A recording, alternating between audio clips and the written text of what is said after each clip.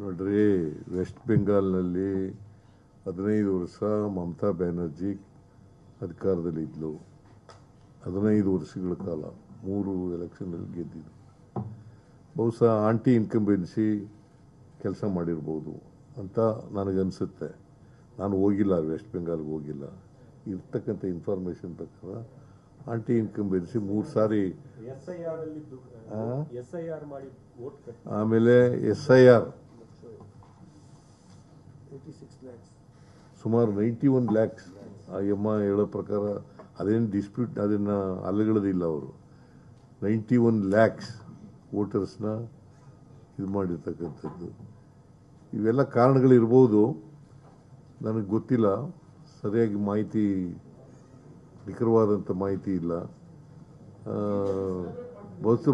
ಬಹುಶಃ ನಮಗೆ ತಮಿಳ್ನಾಡಿನಲ್ಲಿ ಆಶ್ಚರ್ಯ ತರ್ತಕ್ಕಂಥದ್ದು. ತಮಿಳ್ನಾಡಿನಲ್ಲಿ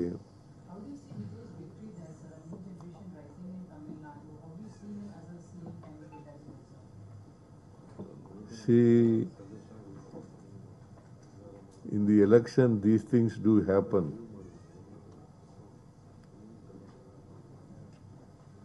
Mostly youngsters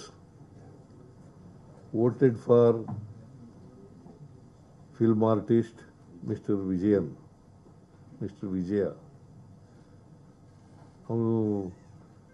ಅವ್ರ ಹೆಸರೇನು, ಪೂರ ಹೆಸರೇನು? ಜೋಸೆಫ್ ವಿಜಯ್.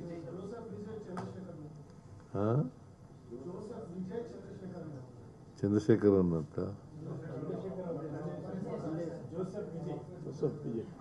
ಜೋಸೆಫ್ ವಿಜಯ್ ಅಂತ ನಂಗೆ ಗೊತ್ತಿರೋದು.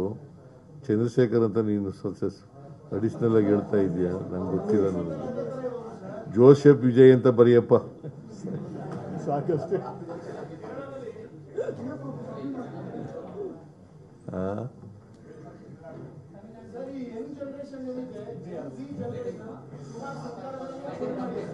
ಗೊತ್ತಿಲ್ಲ.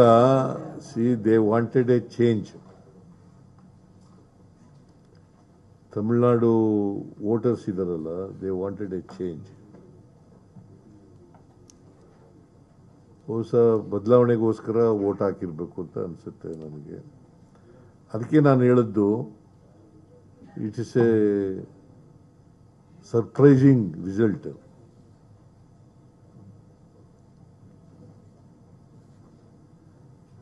ಅದು ಕೇರಳ ಎಕ್ಸ್ಪೆಕ್ಟ್ ಮಾಡಿದ್ದು ನಾವು. ನಮ್ಮ ಎಕ್ಸ್ಪೆಕ್ಟೇಷನ್ಗಿಂತ ಜಾಸ್ತಿ ಬಂದಿದೆ. ಇನ್ನಷ್ಟು ಹೆಚ್ಚಿನ ಮಾಹಿತಿಗಾಗಿ ಫಾಲೋ ಮಾಡಿ ಬ್ರಿಗೇಡ್ ನ್ಯೂಸ್ ಕನ್ನಡ.